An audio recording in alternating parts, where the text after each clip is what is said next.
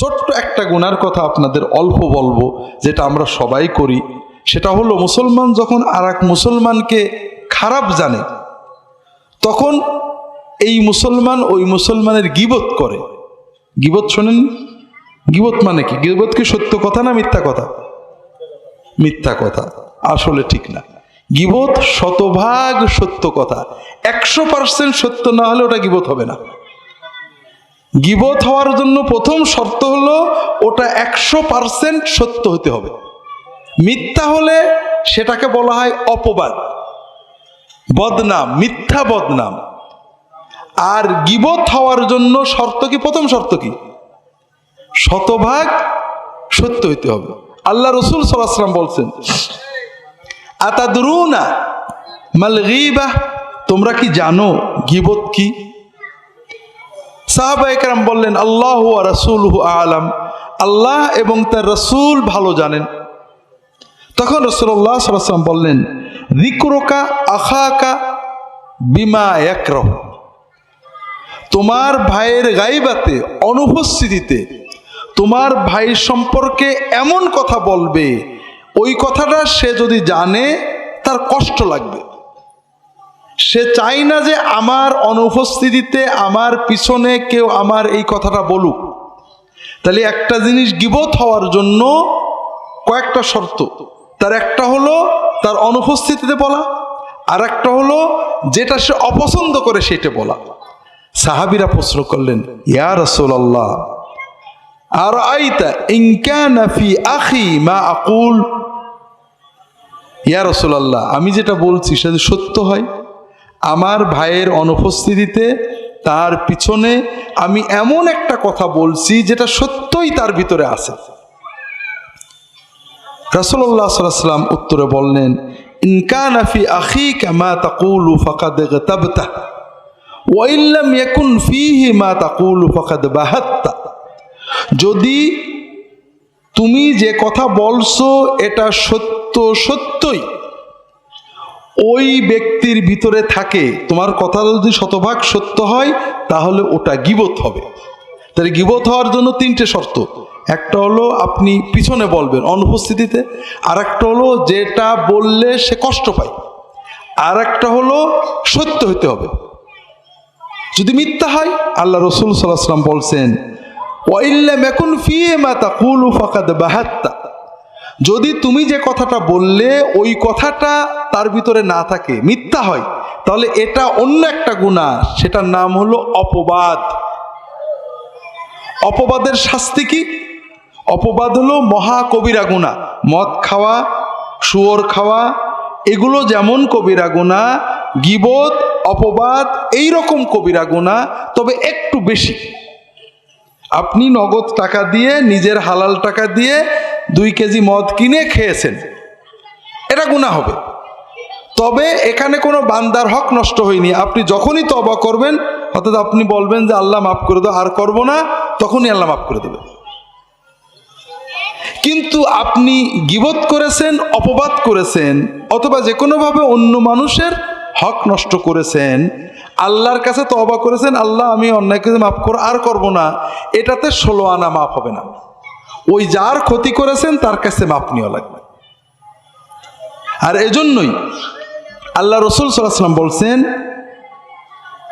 মান ক্বালা ফি মুমিনিন মা লাইসা ফীহি আসকানাহুল্লাহু রাদগাতাল খাবালি হাত্তা ইয়াতিয়া বিমাখরাজিম মিনহু, যদি কোনো মানুষ অন্য কোনো মুমিন ভাইয়ের ব্যাপারে এমন কথা বলে যেটা সত্য না, এরকম কথা কিন্তু আমরা সারা দিনই বলি, অমুক লোকটা এই দোষ আছে।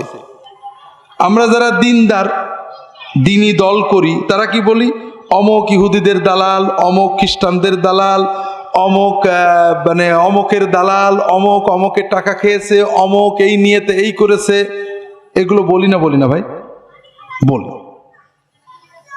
আপনাকে যদি বলা হয় যে ঠিক আছে, তুমি আল্লাহর কসম করে বলো যে অমুক ইহুদিদের দালাল যদি না হয়, আমার কথা মিথ্যা হয়, তাহলে আমার বউ 3 তালাক, আমার ছেলে পেলে এক্ষুনি মরে যাক, বলতে পারবেন? তাহলে আপনিও নিশ্চিত না, ঠিক না? আপনি আন্দাজে বললেন না, আন্দাজে বললেন। কিয়ামতের দিন আল্লাহ আপনাকে একটা চান্স দেবে। কি বলবে? যে বান্দা, তুমি দুনিয়াতে আমার অমুক বান্দার ব্যাপারে এই কথাটা বলেছিলে সে ইহুদিদের দালাল, খ্রিস্টানদের দালাল, সে গোপনে অমুকের টাকা খায়, সে অমুক কাজ করে, সে এই নিয়েতে এটা করে। এই যে কথাটা বলেছিলে এটা ডকুমেন্ট আমাকে দাও, দলিল দিবা। আসকানাহুল্লাহু রাদকাতাল খাবালি হাত্তা ইয়াতিয়া বিমাখরাজি মিনহু। যতক্ষণ তুমি দলিল না দিতে পারবে ততক্ষণ আল্লাহ তাআলা ওই বান্দাকে, ওই যে ব্যক্তি অপবাদ করেছিল, মুমিনের নামে মিথ্যাচার করেছিল, আন্দাজে অপবাদ দিয়েছিল, ভিত্তিহীন অপবাদ দিয়েছিল, ওই লোকটাকে জাহান্নামীদের রক্ত, পুজ, পেশাব, পায়খানা যেখানে থাকে ওর ভিতরে তার অবস্থান দিয়ে বলবেন, তুমি যতদিন ডকুমেন্ট না দিতে পারো এখানে থাকো। নাউজুবিল্লাহ বললেন না? এইরকম গুনাহ আমরা করি না, কোনো লাভ আছে ভাই? 2 টাকা লাভ আছে বলেন তো? 2 টাকাও লাভ নেই ভাই। একটা ভেজাল দিয়ে, ওজনে কম দিয়ে 10 টাকা লাভ করেছেন, দোজখে 10 দিন পড়লেও তো মনের সান্ত্বনা হবে, বাড়িতে বিরিয়ানি খাইছিলাম। এই মিথ্যা অপবাদ দিয়ে কি পাচ্ছি আমরা? এক দল আরেক দলের বিরুদ্ধে, এক মুমিন আরেক মুমিনের বিরুদ্ধে।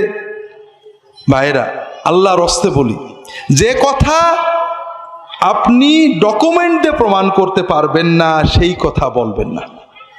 আপনি আমার কথার সমালোচনা করেন যে আব্দুল্লাহ জাহাঙ্গীর এই কথা বলেছে, এটা ঠিক না, কোনো সমস্যা নেই, কারণ আপনি জানেন ডকুমেন্ট আছে আমি বলেছি।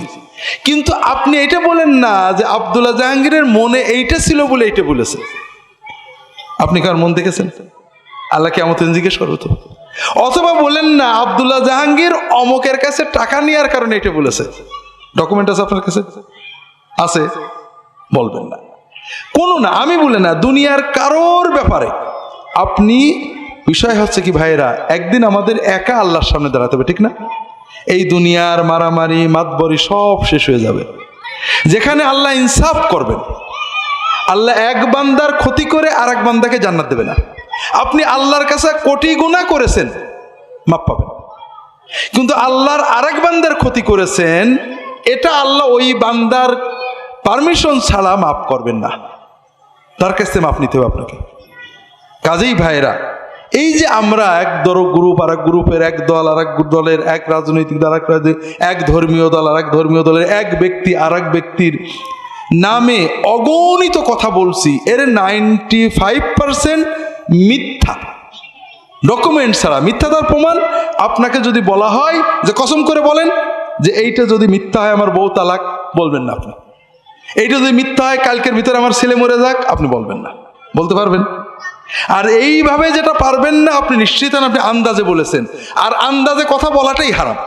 আল্লাহ কোরআনে নিজে এটা বলে দিয়েছেন, ইয়া আইয়ুহাল্লাযীনা আমানু ইজতানিবু কাসীরাম মিনায-যন্ন, হে মানুষেরা তোমরা অধিকাংশ সন্দেহ বাতিল করো, বর্জন করো।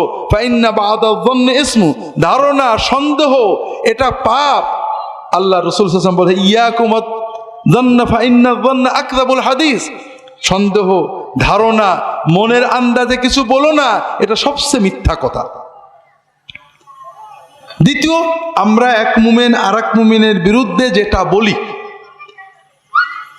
এটার 5% সত্য কথা, আর সত্য হলে সেটাকে কি বলা হলো? গীবত। গীবত হওয়ার জন্য রাসূলুল্লাহ সাল্লাল্লাহু আলাইহি ওয়াসাল্লাম 3টে শর্ত দিলেন, মনে আছে তো? কয়টা শর্ত? 1 নম্বর সত্য হইতে হবে, 2 নম্বর তার পিছনে হইতে হবে, 3 নম্বর যে কথা বললে সে কষ্ট পায় এরকম কথা হইতে হবে। আমরা অনেক সময় মনে করি ওর আমরা সামনেও বলতে পারি, বলেন না? বলেন না? সামনে যেটা বলতে পারেন সেইটা পিছনে বলাই হলো মহাকবিরা গুনাহ, গীবত।